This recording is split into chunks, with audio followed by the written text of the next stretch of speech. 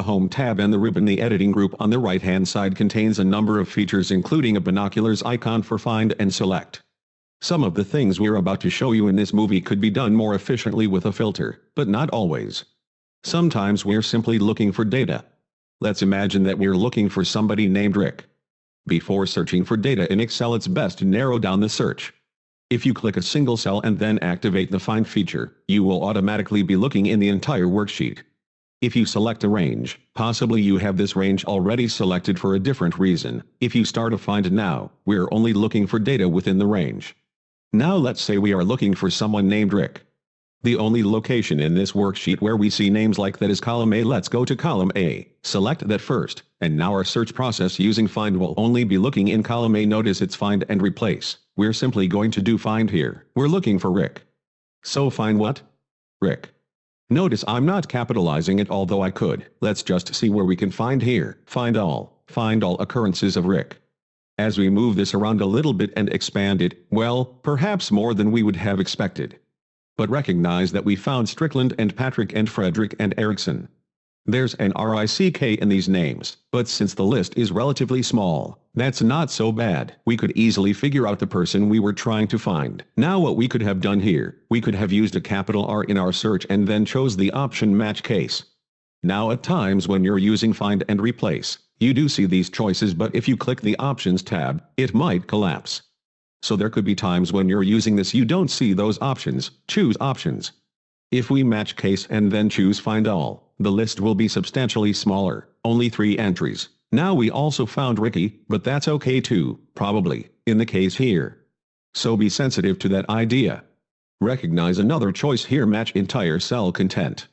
Sometimes that's helpful too, particularly with larger lists. It helps narrow down the search faster. Now step outside into the data again. Another use of this, and now for replace situations. Let's imagine that in this list here the company has decided to call the half-time status part-time.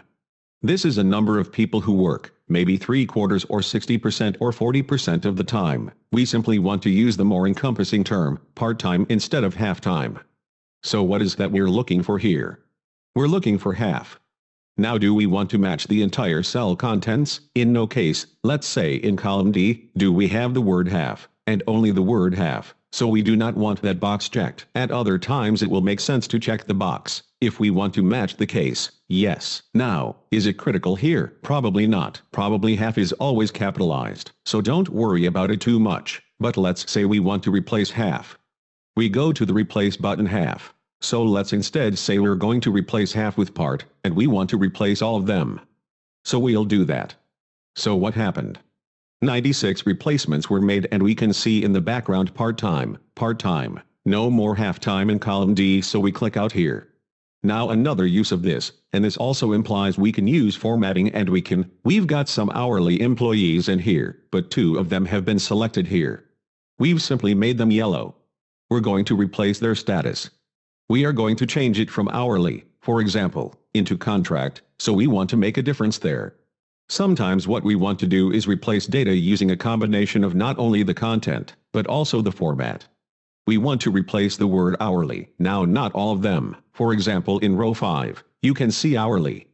So we are going to take the hourlies here and replace it with contract, but not all the hourlies, just the hourlies where we've got a format here. In other words, the format of yellow cells, the fill effect yellow. Let's say, although we don't really have to do this, say that when we do replace the yellow, we want it to be blue.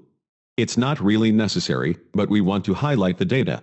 So every time we see hourly that's yellow, we want to replace it with contract and make it blue. Replace all of these. Now we didn't necessarily select any part of the worksheet, so the active cell is in one cell or another. If we make this a little bit more efficient, let's click in column D because that's only where we want to make the change. We'll do a replace all. 2 replacements. Click OK, and as we put down the screen here, these both had been hourly and they were yellow, and now they are contract in blue. Again, I use the blue here simply to highlight the idea that we sometimes want to use the replace technique along with formatting as well. Another use of replace, the Taft building has been renamed the Harding building. Let's make a wholesale change here. We'll simply select column B, go back to Find and select, this time a replace. Nothing to do with formats here. So clear the format in both cases, and we simply want to change Taft to Harding. Now it's probably the case that we'd never see the word Taft there along with another word, but just in case we want to match entire cell contents.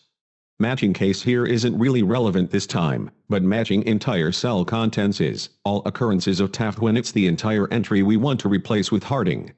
We'll simply do a replace all. So we've taken care of that, 63 replacements. So as you can see, search and replace, a valuable tool for making wholesale changes or in some cases just finding data that meet your criteria.